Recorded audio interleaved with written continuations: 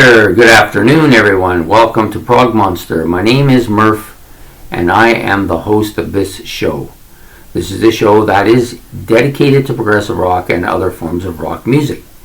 So today we're doing our look back at a classic rock album, and that will feature this album, Thin Lizzy, Thunder and Lightning, from 1983, actually March the 4th, 1983.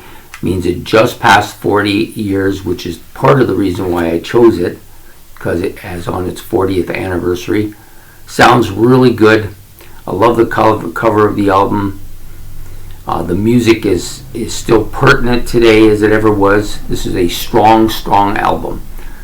Is it Thin Lizzy's best? I don't think so. They've got some other stuff that's really good too, but this one's different than the others because it's much heavier. Okay, so you've got was released, like I said, March 4th, 1983. Was recorded at Lombard Studios in Dublin, Ireland, and also at Power Plant and Boathouse Studios in London, England.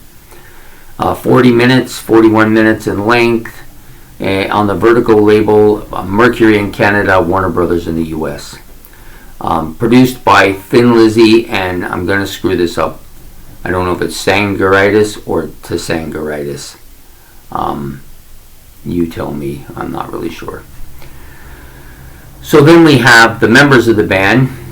Phil Lynott on vocals and bass. Scott Gorham on guitar and vocals. John Sykes, the legendary John Sykes on guitar and vocals as well. Darren Wharton on keyboards and vocals. And Brian Downing on drums and percussion. Sorry, I had to project my voice to get past that froggy. So it has 9 tracks on it. It's a pretty heavy album. I'd say about half of the album is kind of hard rock and the other half either is metal or tinges on metal. So we've got, like I said, 9 tracks. No bad tracks on this album. I rated them all. The lowest I got was a 6. Everything else is above that and much higher in many cases. Okay, so what can I say about this album? So there are a fair bit of keyboard effects on this album, which is, they only did this on the last few of their albums, but this one has a lot of really heavy stuff on it, keyboard-wise that is. So Darren Wharton playing a major role in the album. Most of the stuff was recorded before John Sykes actually joined the band. Except for Cold Sweat, which was the last track kind of recorded. What else can I say about it? Very heavy at points, like some thundering guitar solos, some great guitar riffing on this album. I think the bass is very strong here as well. Downey is fantastic on the drums, and Phil Lynott's vocals are unique but great. Like, he's one of the few metal, heavy, hard rock vocalist who doesn't try to reach that soprano range. In fact, he goes the opposite way. His voice is very deep and suits their music so well. And what makes them stand out as a band is his vocals are fantastic. Okay, so then we got, I'll do the tracks. I think there's 2 sides to this. Was originally released in 85, so it would have been on vinyl. No, sorry, 83. So it would have been on vinyl, and I think it would have been the first 4 tracks and then the 5 on the other side with Cold Sweat leading it off. Okay, so the opening track is a crunching, screeching heavy metal, pulsating, kind of pounding song. And that doesn't get you up, nothing will. Which is and a fantastic guitar solo. And we're talking about Thunder and Lightning, the title track. This was a particular favorite of my friend Mark's. I don't know that he actually liked it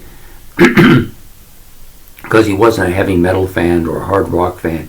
He's more of a new wave fan, but he just said, this guy just never stops. He's like, oh my God, this song just pounds along. Yeah, definitely a pounding song.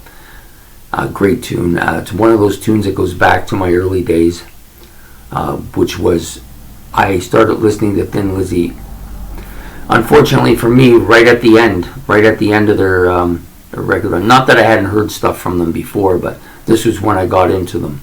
Was on their last album. The next track up, this is the one. This is a really solid song. Some heavy guitars, some screeching guitars here.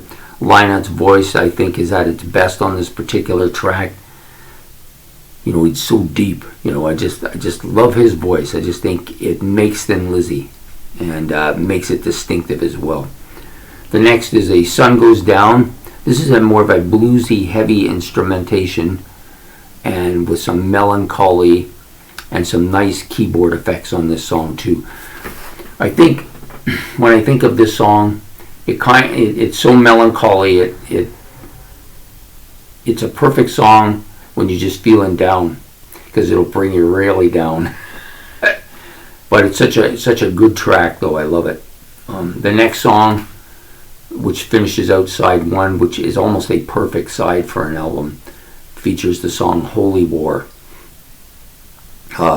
Some heavy bass riff and drums that open, and then then there's some real screeching guitar parts here. I think one of the best vocal parts for Phil Lynott on this album too. Just another really solid track. I gave this an 8, as did I give Sun Goes Down. Those two were both 8s.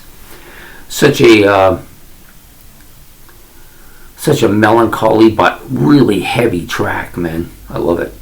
Okay, the next track, Cold Sweat, is probably my favorite Thin Lizzy song. It's the song that got me into the band. I still love it. It has that really heavy metal riff, so catchy. The riff is such a catchy with so many hooks here. Screeching guitar solo. Lynotte's vocals are perfect on this album, on this particular song. This is the only perfect song on the album. I gave it a 10. I don't normally give 10s, but this one had to have a 10.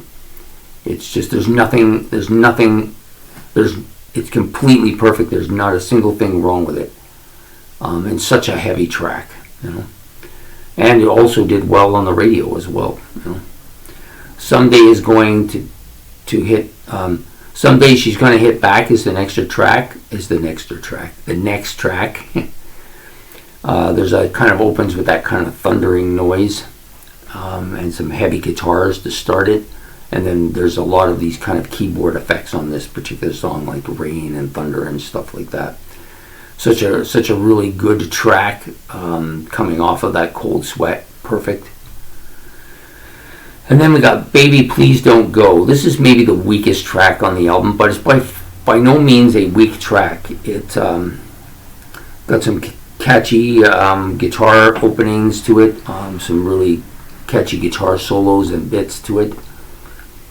Just not one of my favorite tracks on the album, but still really good.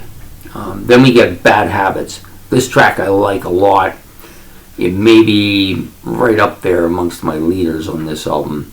It's got that catchy riff, that classic Thin Lizzy sound that you used to get with like The Boys Are Back in Town and Jailbreak and those kind of songs. It's got that kind of feel to it. And the song's called Bad Habits, by the way. Vocals are classic sound as well. And it's such a high energy song, and you can see that this song meant something personal to him. You know, bad habits, I guess he had plenty. Phil Lynott, that is, but such a classic song here. The next and the last track of the album, Heart Attack. This is a very heavy guitar bit, and with such a great solo, fantastic heavy guitar plays, and this one is fast paced, kind of in the same light. So it opens with that thunder and lightning, really fast paced crunching song, and ends with this one, Heart Attack, in the same vein, maybe not quite as heavy, but still really good. I like them both. Such a fantastic album by such a fantastic group. You know, people will say underrated. I don't know about underrated. What the hell does that mean, really? Means that, what, people don't think it's as good as it is? I don't know what that means. I think what it is it's maybe underappreciated, or maybe people just aren't into this style, you know, that's simple as that. I think the album is a great album. It's one of my favorite. It's currently my favorite album on my charts, on my playlist. If I had to choose between it and that King Crimson album at the top over there, I think right now I would choose it. It's just so good. I crank this album, has to be cranked to really get a real appreciation for the power of this album. You gotta crank it. And that's what this album is. It's a power album. And it's not just a heavy metal album or a hard rock album. It's a unique sounding album. Very few groups do the kind of vocals and have the vocal range that Phil Lynott had. It's just unfortunate he had to pass, because I think he had a lot more in him to go, and a lot more music that could have been put Thin Lizzy over the top. As it is, do I think they belong in the Hall of Fame? I don't know. To me, the Hall of Fame is that key word at the end, fame. How popular were you? How well were you known? How much fame did you have? You know, and as good as it's not about who's the best and who has the best sound and who was the best instrumental and who had the best albums. And it's not talking about that. It's talking about fame. That's what it is. It's called the Hall of Fame for a reason. And I don't know that Thin Lizzy quite gets there fame-wise, but everywhere else, everything else, they're top shelf here. Definitely one of my favorite bands. And I hope you enjoyed this video. If you did, please like and subscribe. It's much appreciated. How does Thin Lizzy rate with you? What are your thoughts on them? You know, are they Hall of Fame material? Musically, yeah, absolutely. But do they have that popularity that pushes people to the top? Are they as well known? I don't know. You tell me. Anyways, I hope you enjoyed this video, and we will be back next Monday with another classic rock album. So take care and have a good night.